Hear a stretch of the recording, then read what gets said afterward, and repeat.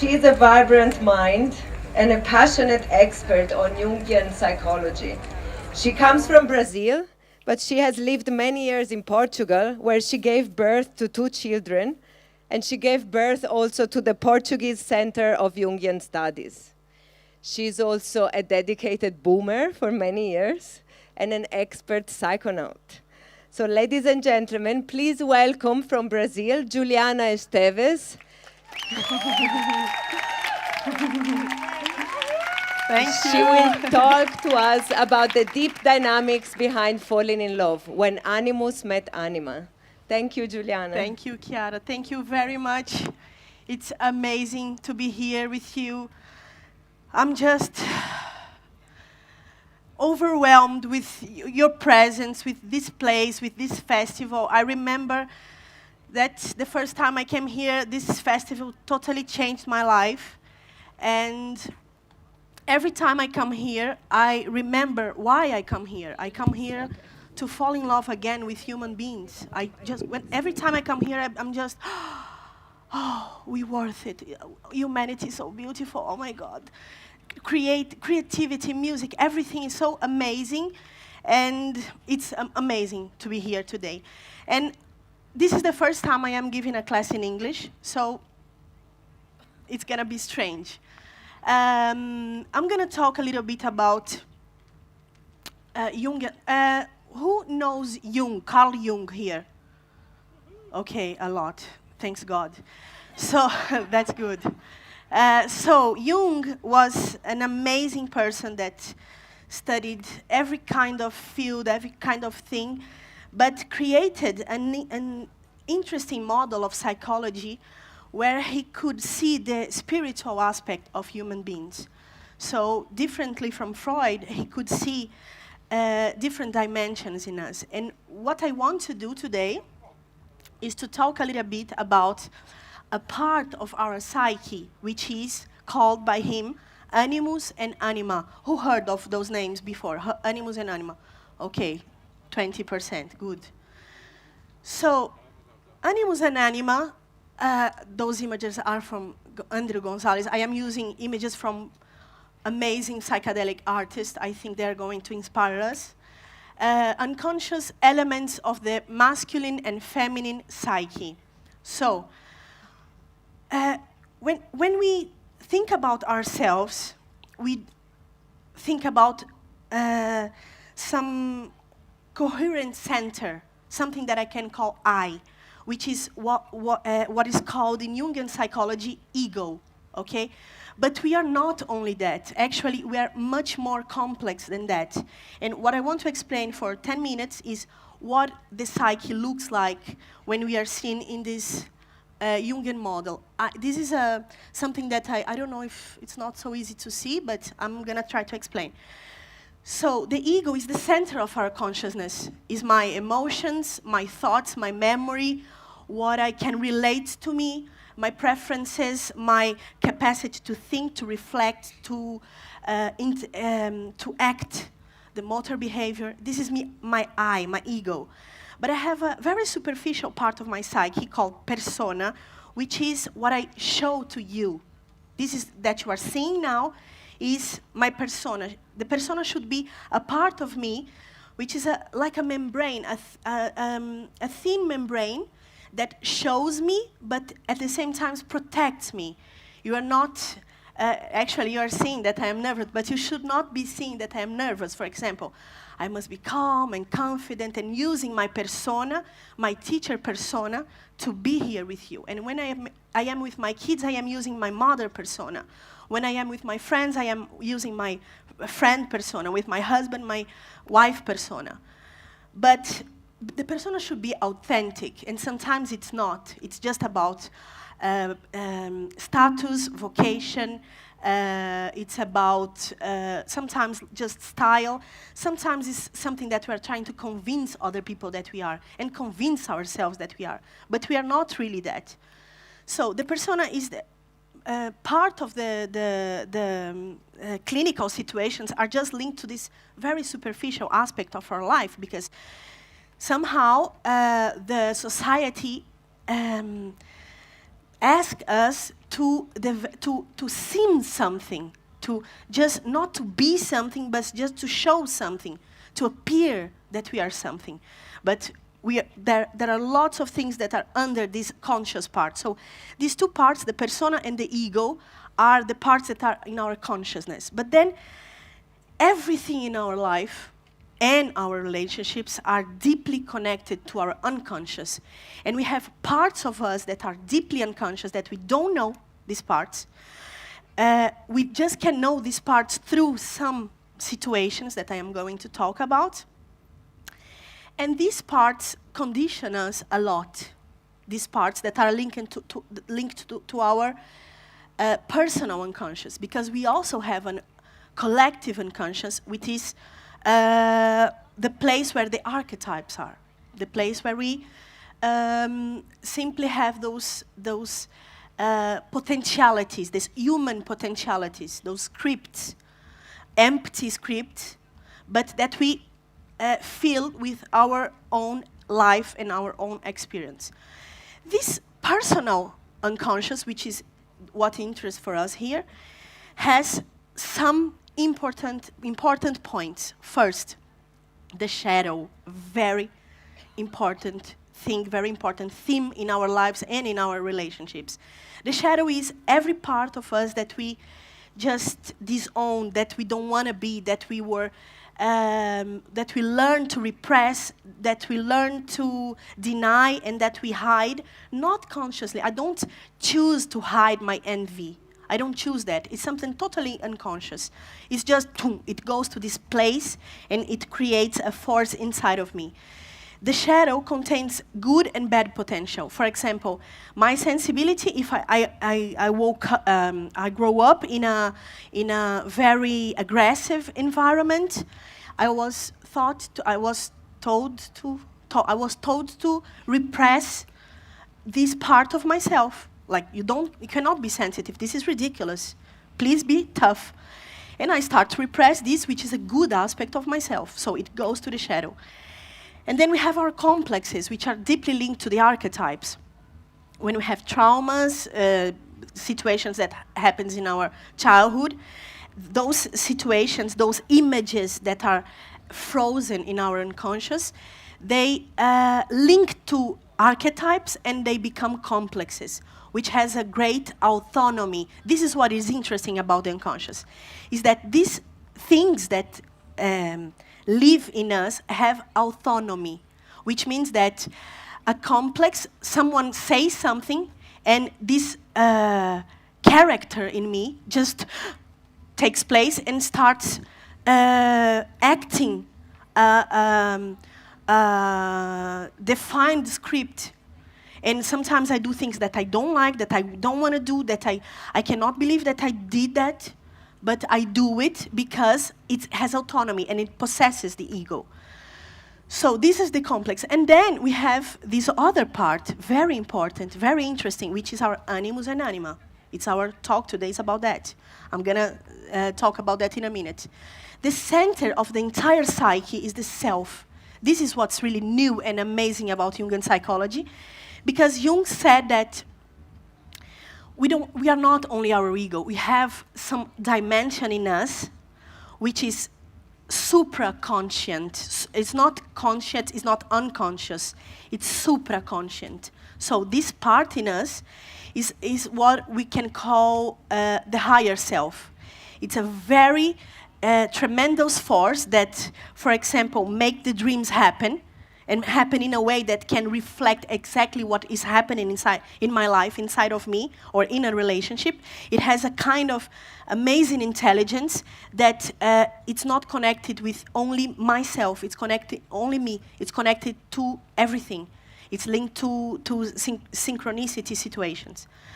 The gate to the self, so when we are aligned, our ego is aligned with the self, we are in a process called individuation. Probably you heard of it. Who heard about Jung heard about the individuation process. The path to become totally yourself, to become totally present in you, in your amazing capacities, being totally who you are, feeling the purpose of your life, connecting to the purpose of the collective. So the self, the gate to the self, is Animus and Anima, is this part of us. So the Animus and Anima, first of all, they are archetypes. They are also archetypes, which mean every man has an anima, and every woman has an animus.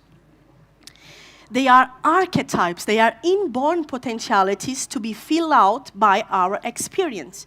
We are born with this, like the forma de bolo, the form of a cake. Imagine this form is empty, and I'm gonna, with my life, with my experience, with what I see from my mom, my dad, the relationship between them, with me, my first love, all the experiences that I see and live, I'm gonna start building my own cake. It's a chocolate cake, it's a walnut cake. What kind of cake is that? So what happens is that I'm gonna create this image inside of me, the perfect image of love, of a man or a woman. This perfect image is inside of me. It's perfect not because it's perfect, but because it's totally complementary of my conscious life. In my conscious life, I have usually a preference. Ego, you see that I did the image with 4 sides. We have one of the 4 functions of consciousness working in our conscious life. I can deal or interpret reality through feeling or thinking or sensation or intuition. And I have 1 or 2 of these 2 functions really well developed in my consciousness. And 2 of them is not developed. 1 of them is really not developed at all. And this function will be linked to everything that is in my unconscious. The complexes, the shadow, Animus and Anima, and the self, this inferior function. So what happens is that in my unconscious, I have the complementarity of what I am in my conscious life. What I can say, I am this, I prefer that, I am this kind of person. So, what happens is that Jung discovered that we all, no matter if I am man, a woman, gay, bisexual, trisexual, transgender, whatever, I have a contrasexual aspect in my psyche, in my unconscious. And in order to reach this aspect of my life, I need to relate to someone that I can see that is different from my gender. So, what is anima in the case of a man? A man, an important thing to say too is that when Jung created this theory, he was living in 100 years ago. So it was very stereotyped at that time. Today is not like that anymore. Women are not cooking and men working. It's not happening. Everything is happening right now. But the essence of the theory, it's totally valid. Because we as men, it's easy for us to be more practical or rational or have some of the archetypal male energy in our consciousness. It's not always like that. Some men are quite sensitive and can mother a baby and can be creative and spiritual. But the nature of masculine is reason, logos, practice, strength, stability. This is the nature of the masculine energy. Not talking about men and women now. So, a man, inside of him, he has this other aspect, this anima aspect, which is linked to eros. Eros is the capacity of connection. Eros is not only attraction, it's connection, it's the capacity to relate to the other person. And feeling. The talk before, they were just saying, when you ask a man, what are you feeling? Most of them say, I don't know. I don't know what I'm feeling. I'm just confused. It's not easy. While a woman can say most of the time exactly what she's feeling in a precision that is millimetrical. Like, I'm feeling that you're feeling that this is happening because I'm feeling that everything is like that. And you just, whoa, okay, it's too precise because she's really deeply connected to the feeling aspect of her.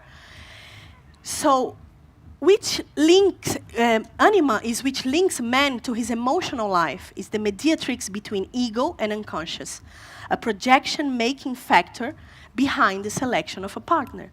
What happens is that I will talk in my case, I have an animus, right? Inside of me, I have this perfect male that was being created for all the experience that I lived in my life, for my genetic factor, for my transpersonal factors, for my transgenerational factors. Everything is building an animus. And then I have this man here inside of me, in my unconscious. I don't know that. And suddenly I see a man that seems to have the aspect, the look, the characteristics of this internal man. What happens? Oh, I'm in love. I'm in love. Truly, I am not in love with that man. I am in love with myself projected in that man. The part of me that I don't see, that I don't know. This is the first stage of relationship. And sometimes it's quite difficult to understand that in first 2, 3, 4 years, you don't see the other person. It's just a projective target. You are only relating to yourself, to yourself, to yourself. And when you are having conflicts with this person, you are having conflicts because you're saying, you're not fitting my animus. You're not being what I need you to be. This is what happens in the first stages of relationship. So the main function of relationship in this phase of life is to be aware of what is inside of me that I cannot see, I cannot relate to, but I need to relate to. So the anima holds the image of the internal woman, which acts like a bridge, a guide, and mediator between his ego and his soul image. It's wild and fertile. Why artists needs a muse? A muse is an anima. It's like she acts like a bridge to help him to reach his deep creativity, to his deep emotions. He can feel finally. He can finally know, I am in love. She is amazing. But it's happening through projection. The anima is the man's soul, giving depth to his existing, giving also sensibility and flexibility. It governs his capacity to love, his empathy, and the relationship to his spiritual side. Anima is related to intuition, creativity, fantasy, interiority. And it's deeply linked to the unconscious. So for Jung, spiritual development is always linked to psychological development. They are not separated. When you start to work in yourself, you work the entire pack. The animus is the masculine principle, a woman's spirit image, similarly projected in her selection of a partner. This spirit is that part of a woman which has relation to things philosophically, the woman's logos, reason, and is also a mediator to the unconscious. So women are much more related to feelings. The intellectual aspect of a woman that is present in her can be reached through herself when she's connected to her animus, or if she's not connected to her animus, through a man that can think for her. What used to happen 100 years ago? They are thinking, and she was just dealing with feelings, kids, family, emotional situations. An integrated animus, when I have a relationship with my animus, and I'm going to talk how can I have a relationship with my animus, gives a woman self-confidence, non-submission, courage, trust in herself, spiritual growth. Animus personifies the logos, the logic, the objectivity. It's so difficult for a woman to be objective. It's so difficult. You say, let's imagine that I have a relationship, that we have an open relationship. She says, what are you talking about? No, it's just that let's fantasy. Let's put that as a possibility. I'm not in love. Oh, she cannot be objective. Like, yes, let's think that in that like a possibility. No, she immediately links to emotion. The emotion starts to speak. What's happening? Why is he saying that? Why is because the emotions invade and she cannot be objective. But when she has her animus integrated, she can, yes, let's think about this possibility. What happens if someone enters here in our relationship? So she can be autonomy, mental creativity, critical thinking, power. The masculine qualities are strength, will, verb, act, and meaning, to find meaning in things. So what is important to see here is that through relationships, we really will start meeting this part of us, because we will start relate to this projection, first of all. Oops. The relationship happens between three parts: the ego, the I-ness, me, who I am, the animus, the masculine part of that is inside of me, and the real other. The real other is an important factor. And the conflicts that happens in a relationship happens because there is a real other. And in the middle of all of those things are the relationships. So if you add the man's part, his ego, his anima, and the real other, we have 6 elements interacting every relationship, in every relationship. If you put a third person, it's 9 elements interacting. Animus and anima images are an expression of essential aspects of the self. This is super important. When I see someone that I am madly in love, this person that looks like that acts like that thinks like that, that person has in his conscious life aspects that are in me but undeveloped.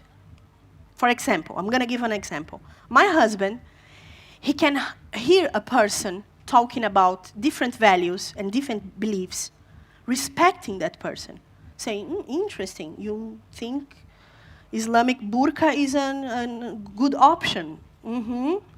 I cannot do that. I just start to feel emotioned, very passionate about my values, things that I cannot agree anyway. But when I see him respecting the other person, I just feel, wow, what a beautiful man. He can listen to that and respect the difference. Any difference, I feel amazed with that thing in him. Because he has a capacity that I still don't have, but I have in me. This is something that is here, like a seed, that it's not yet ready to be in my consciousness. But when I see that in him, I am just amazed.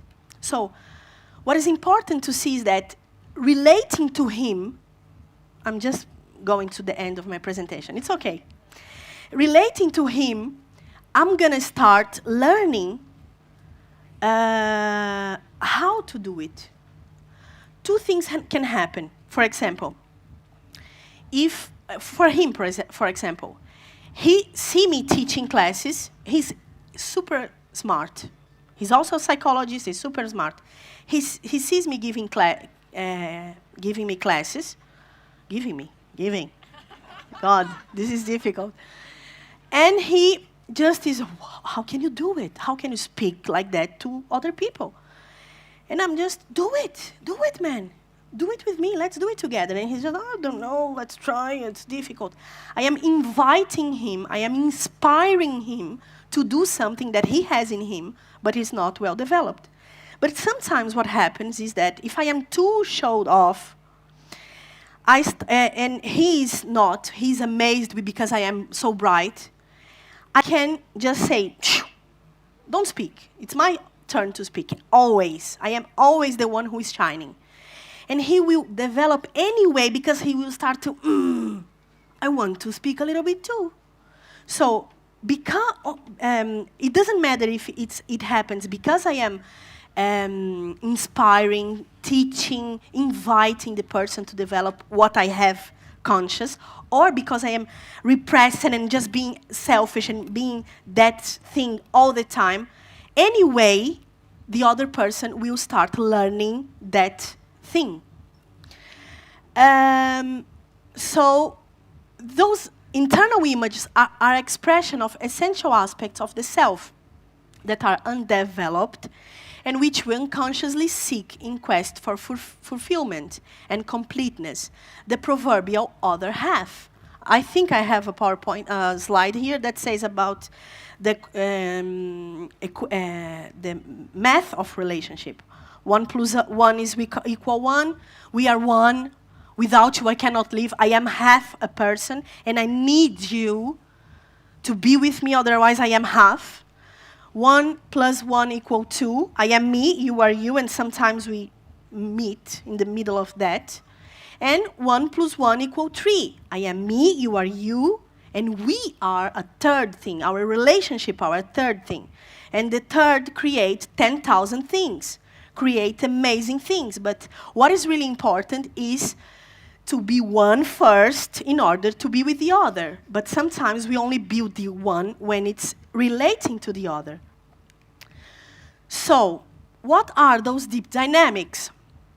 What happens? Why a relationship happens? It happens because it's a mutual projection. So, I can fall in love with a person that is everything that I am inside, that I always wanted, but the person looks at me and say, bye, it's not happening, it's not gonna happen. But when I see the person, I look to that person and I say, this is the perfect person to me. Everything that the person does, I feel just, this feeling just is the love that you have in potential for yourself. But that's not happening yet. So you're just, you're so amazing, I love and need you. What you're saying, really, I need me so much, I'm so amazing. But I'm not full, I'm not that yet. So in this first part of the relationship, what happens is I project, and the other person is also projecting things in me. Not only good things, there are bad things that we project too. Because Animus and Anima are really close to shadow, that shitty parts of ourselves. So what happens is that the shadow, when I start to be irritated, when I start to be angry, when I start to be mad, when I have, every time you have a conflict to anyone in the earth, you are dealing with your shit, your shadow. It's not the other person. But that man is an imbecile. He's washing his hair with soap in the middle of the lake, and I just want to punch him. Okay. Ken Wilber says something very interesting. He says, how can I know if I am projecting? He says, if some behavior informs you, you're not projecting. But if some behavior affects you, if you're nervous about that person, if you hate that person, if you want to beat that person, if you screams, you are projecting.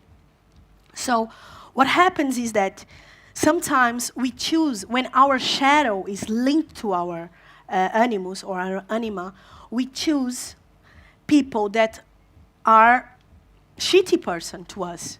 They hurt us, they lie to us, they are aggressive with us. The relationship is constant, everyone is blaming each other. I constantly need something that that person cannot give me. The person is constantly saying that I am not enough.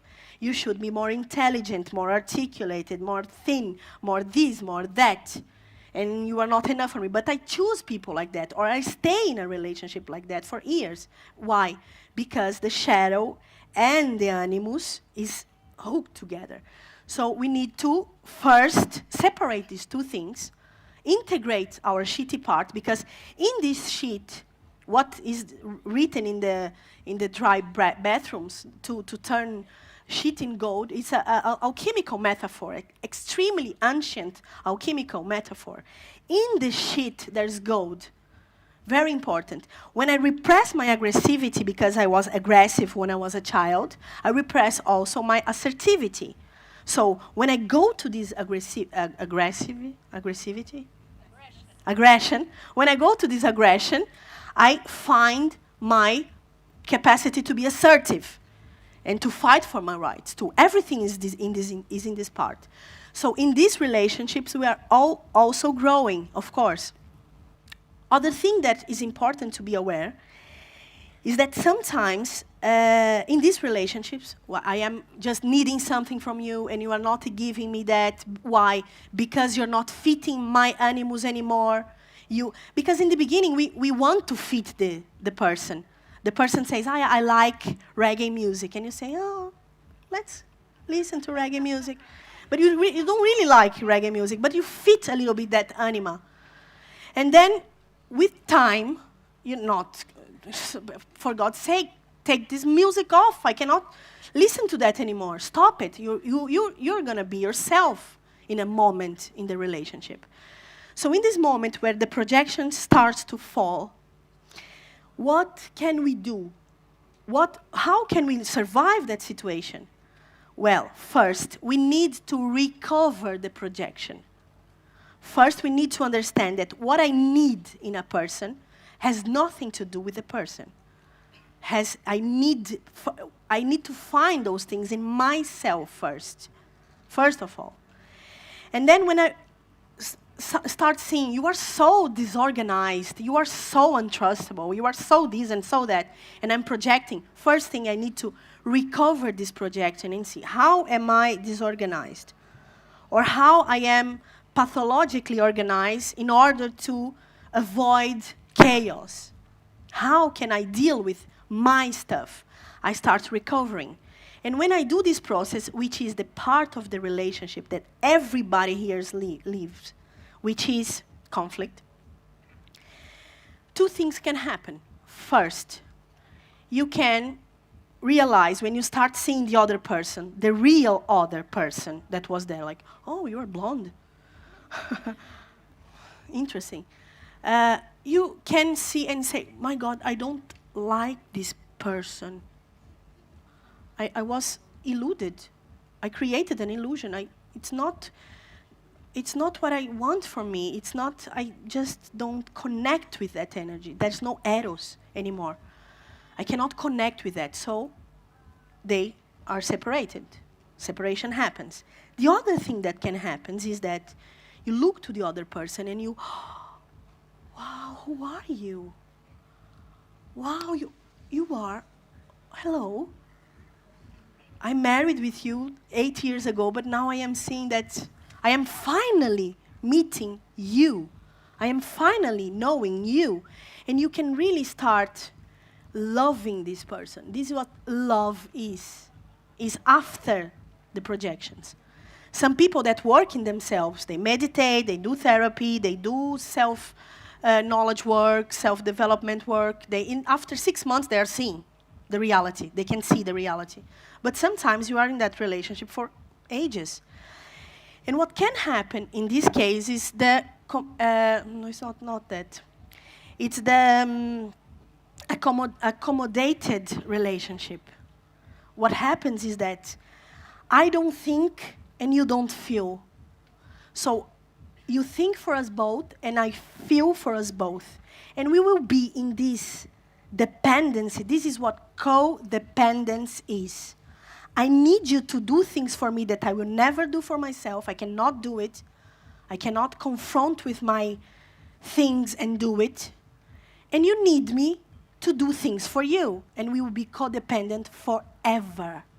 This kind of relationship has almost no growth in psychological terms. I don't know in other aspects. But psychologically, I am just always like my grandpa. He didn't, for example, my grandpa was not like that. But for example, my grandpa could not call to my father or to us to say, "I love you. You are amazing. I miss you. Come to visit me." But my grandmother could do it. So you say to her, "Call them," and when she do that, he feels that he did it. But truly, the child, the family, is not connected to this man. And the woman is also dependent on him in other levels, like materially, or, I don't know, anything can happen. any kind of codependence can happen. So this kind of relationship is difficult to break. And sometimes what can break that is that one of them starts to develop, starts to see, starts to understand the projection, starts to develop the inferior functions. And what happens is that the person cannot be like, do it yourself. You want to call your son? Call him. I'm not going to call for you. And the other say, what? You did that for 25 years. Why are you not doing that? Because I don't want to. And this gap of consciousness can create an invitation for the other to grow together or separation. Like, it's not possible anymore. She changed a lot. I receive lots of complaints of the husbands of my clients. They said, she's much worse since she met you. Much worse. And I say, yeah, probably she's not doing what she was used to do. Because she was just feeding your anima and feeding this codependence. And now she's saying, if you want that, you need to do it for yourself. I need to be okay with myself. You are not responsible for my happiness. This is one of the most important things that we need to realize. You are not, no one is responsible for my happiness or for my unhappiness. You say, I'm going to go travel, and the person says, it's his problem. He's not happy. It's his problem. You need to deal with that. You need to understand why you feel that. You need to be alone a little bit. You need to challenge your comfort zones. So this is the way we can really grow. Where's the thing? Here. So the compensatory relationships is these situations where the person do for me what I cannot do for myself. And I depending on this person and needing this person. And need is a... Oh, meu Deus. And need is something that it's the opposite of want, so desire will start to decrease.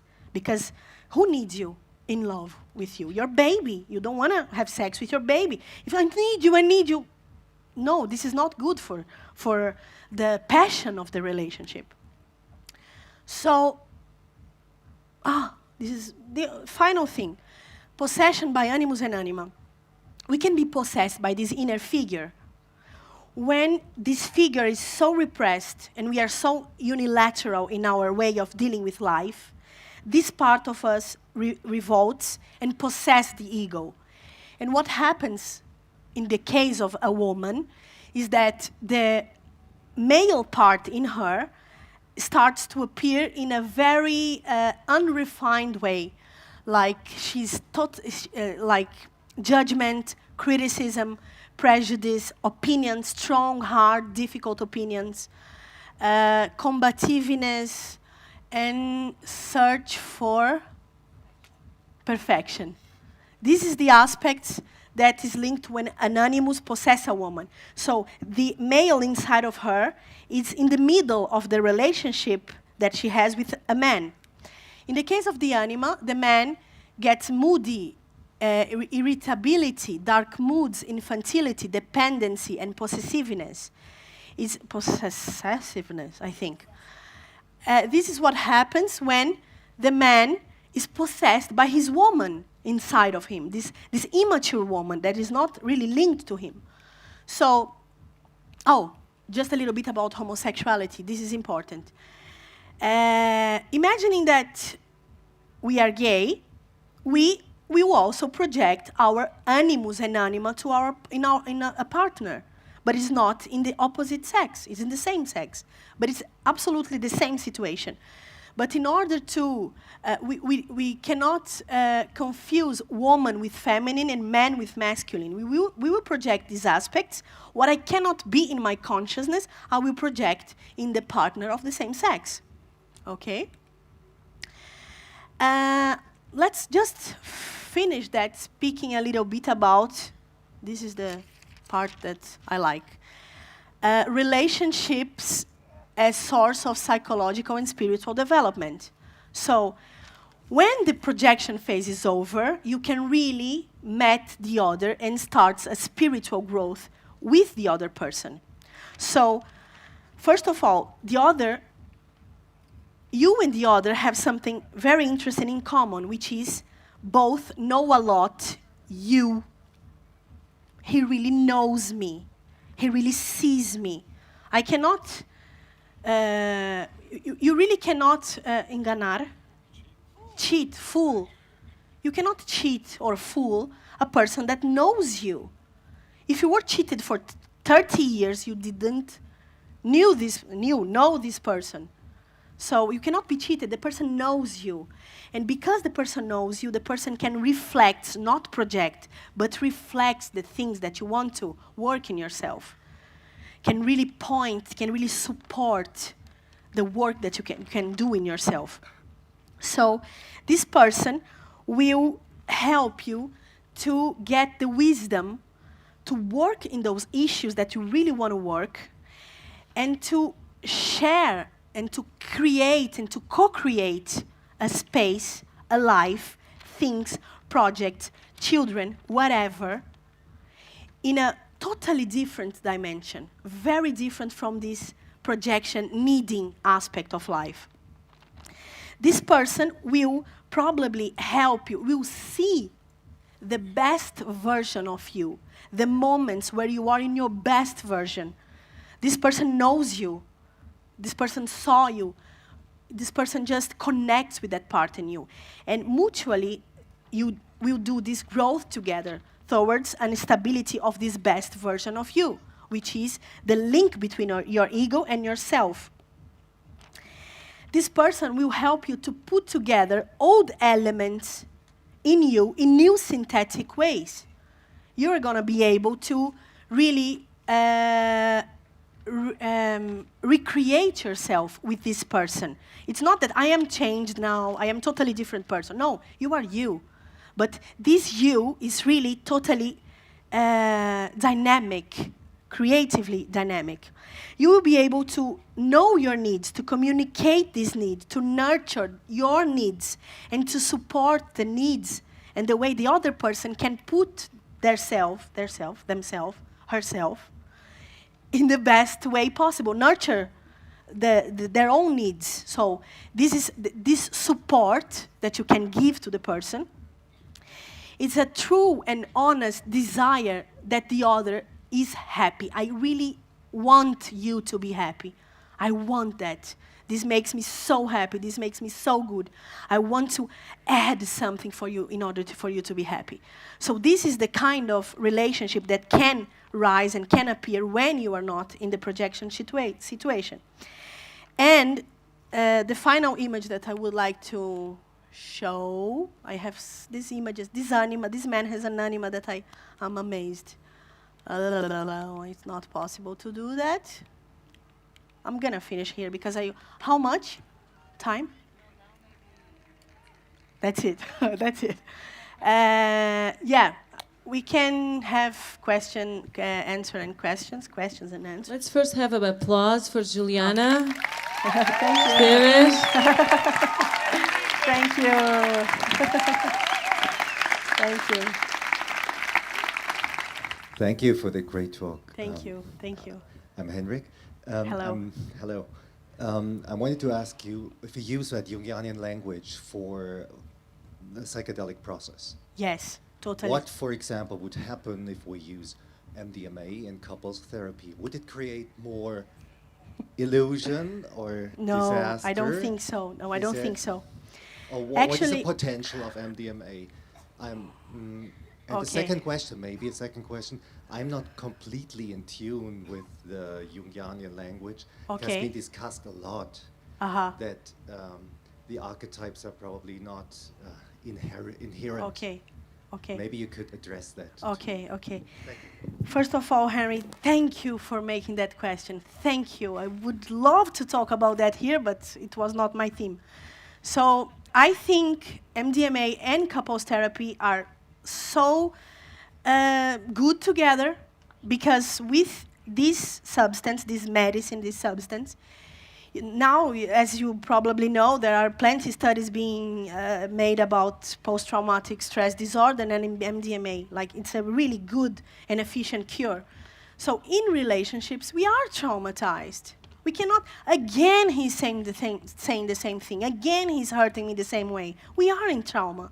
So what happens with MDMA and couples therapy is that we can undress the part of the ego that is defensive, that is hurt. That I heard that 10 times, 20 times, 1,000 times. But when I am DMA, listening the same thing, what happens is that I am open, and I really believe in that. I connect to the person in a different level. And the person can say, in a way, the things that are also not with this aggressivity, with this, I'm so tired of that, I need to say that all the time for you. You can really communicate in a way. It can be used as a tool, as an amazing tool to communicate in a deeper level. And it can heal too. It can be a moment. The therapy with MD should last for 3 days. Only the middle day is the day of the medicine. And in this day, the healing process can happen. Because sometimes with MDMA, what happens is that we have good separations. Like, I love you, it's not possible anymore. Be happy, please. And yes, please. Be happy, I love you, and it's going to be good. It's not always just to fix the relationship, but to fix the love. To connect again with what really unites the people. Hi. Thank Hey. you. I want to ask, when the negative animus and anima appear, what to do then? The first thing is important to recognize, because what happens, at least with me, is that I am in the middle of the criticism, like, you are like this, and I can use all this language, this psychological language against the man. So I'm just doing that, and I catch myself like, I'm doing that again. And then the first thing that is super important to do is, I'm projecting. I am projecting, I'm sorry, I need to be with myself a little bit in order to reconnect with what I really want to say to you. So you need to recover the projection. When this appears, you need to, what I think is the best thing to do is disappear. Not to be in the presence of the person, because you want to scream and the person wants to scream too, and the negative one animal will appear too, and it's chaos. And in order for that not to happen, you need to be apart a little bit, connect with yourself, understand what I am projecting here, what am I doing here, what really he is doing, and what are my stuff being projected. And when I can recover that, I can talk in a totally different mood. Sometimes I need to breathe and give a walk and reconnect in a different moment. But the first thing is to recover, to see. Every time, this is a great alarm inside of us, for all of us. If I am affected, I am projecting always. So I am affected, I am projecting. What am I projecting? And then I'm projecting that. Okay, this is mine. So I think you did that, I didn't like that, and you can speak in a totally different way with a person. Good? How similar can the process be with projecting onto other people that are not in a relationship with you, for example? You can also project with this kind of people. Yeah. It happens with parts that are very, very repressed. Like, for example, in your work, a woman walks with big shoes like that, and she dresses like that. Just, ooh, I hate this woman. And this part of you are very repressed. This, what in Brazil we would call perua, which is, how can I translate that to English? A perua. A slut. A slut. It would be a slut. This what? A slut is a part of myself that is very repressed, but I can also project in that person. What is important is that I can see and don't like some behaviors, but it just informs me. But when it's affecting me, I am projecting parts that are very, very repressed. And maybe I need a little bit of a slut in my life. And that's what I need to recover and to develop. Okay? Thank you. You're welcome. Hi. Our society values a lot of man values, masculine values, as strength, as will and power, as you put as masculine values as well. And you talk about how women can get the animus part in a relationship. But I was thinking about how, since we're talking about feminine around here, how a woman can be empowered and feel empowered by the feminine side from the anima part and not from the animus part, and without a relationship. Good. This is the part where she can relate to her own consciousness. So when she can really, the thing is that because we are in a patriarchal society, we also, being feminine, we feel that we are strange because we are not living the values of a patriarchal society. So what happens is that this woman needs to develop the conscious part of herself, her sensibility, her intuition, her capacity to love, to unconditional love. This is a true. Some people say, no, this doesn't. The unconditional love doesn't exist. No, it exists. You can really love unconditionally a child, a mate, and everybody else. So I think is the affirmation, and the expression of her feminine side. Her feminine side. I am feminine, I cry, I am confusing, I change a lot, and this is me, and this is my nature. What's the problem? This is my nature. Yes, I changed my mind. Yes, I was happy in the morning, and now I am strange.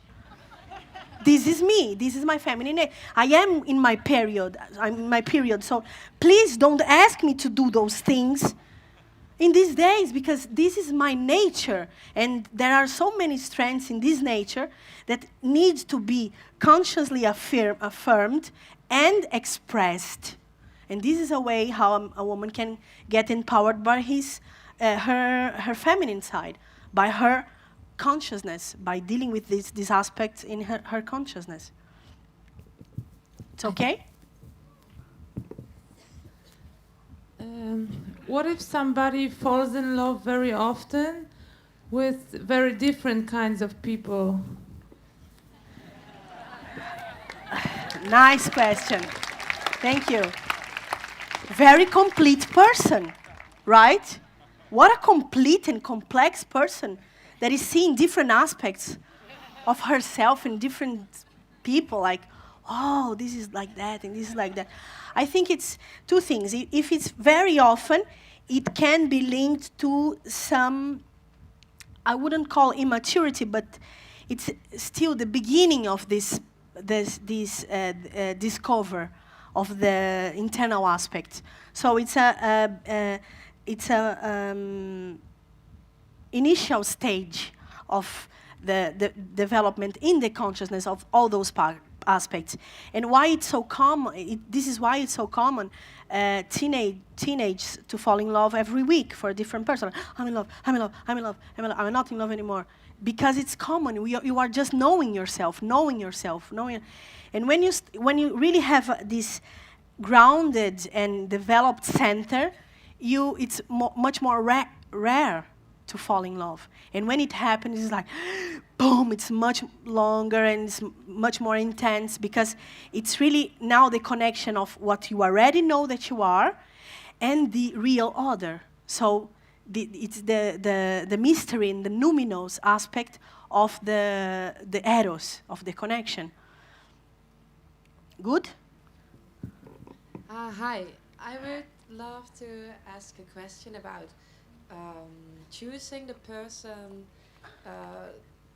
to have a relationship with.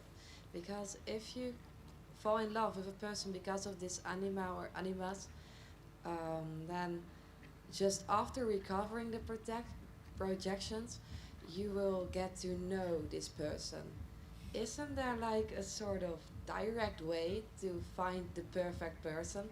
Like it would be much easier, right? But I believe that it's not accidentally that we choose that person and that person appears.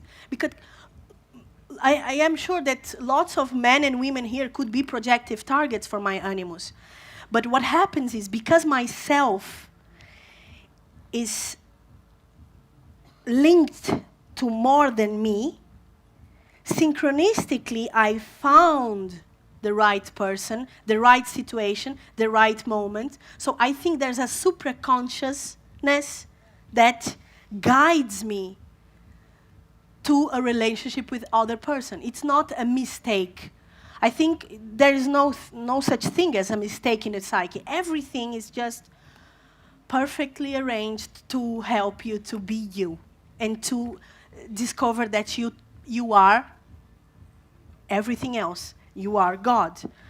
You are the self. This is what the self means in Jungian terms, is the image, the imago Dei, the image of God. So I really think there's this internal divine energy that guides us to the right thing. So it could be easier by putting your things in the internet and just, this is the perfect person for me, but really I don't, it can happen like that. Actually, I know a very close couple, a friend of mine that met like that, but she was in the website only for 3 minutes or 3 days or something like that, and she met the guy and they just madly in love. It was the divine energy guiding, I think. So it's about maybe a learning process. Like sometimes you met someone and it's not the perfect person, but you will learn a lot. Yes, yes. If there's hook, if there's connection, you know the person, you're projecting the person, the person projects in you, start something. So this is learning processes. And even when the person doesn't, when you're just suffering for 2 years for someone, you are also learning a lot about you. Right? Thank you. You're welcome. Okay, let's give a round of applause to Juliana Esteves. Thank you very much. Thank you.